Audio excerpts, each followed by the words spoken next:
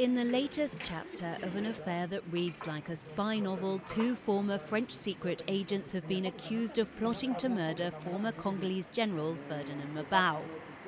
Now living in France, the general who headed the presidential guard of Pascal Lissouba has become an outspoken opponent of Congolese President Denis Sassou Nguesso since his return to power in 1997. France hasn't proved a safe haven. Mbaou still has a bullet lodged in his back from when he was shot leaving home north of Paris in November 2015. No one was charged in connection with the attack, but he believes the regime was behind it. I was lucky, but not everyone has been as lucky as me. We are afraid, and yes, we do feel threatened everywhere, even here in France. Another opponent was beaten up in May 2017 while on his way to a demonstration against President Sassou Nguesso's visit to Paris.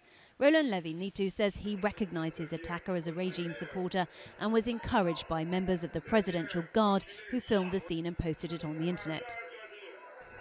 This is the complaint I filed against Mr. Sassou Nguesso's security guard. Roland attracted attention for criticising online the French luxury property portfolio of President Sassou and his entourage, such as this villa in Nice.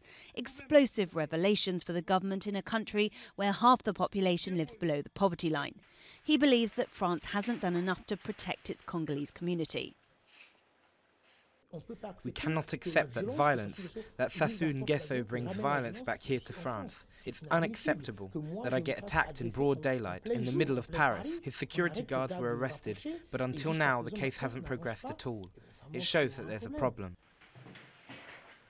These unresolved matters are no surprise to Africa specialist Antoine Glazer, who believes Paris wouldn't want to antagonise its historical ally.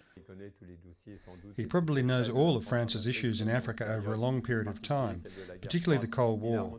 He has rendered an enormous amount of service to France. On the economic and oil front, he helped ELF and then Total to gain positions in Angola. Fearing for their safety, members of the Franco-Congolese community are cautious. Raphael Goma, who runs an organisation for critics of the regime, hasn't set foot in Brazzaville since 2005. He accuses French authorities of being complacent towards certain African leaders. The French Foreign Ministry didn't wish to respond. France-Afrique is not finished. As long as France has stakes in Africa, especially oil, uranium and who knows what else, France will always continue to manipulate these leaders because they favor people who serve French interests. When asked about these allegations, Congolese authorities denied any involvement.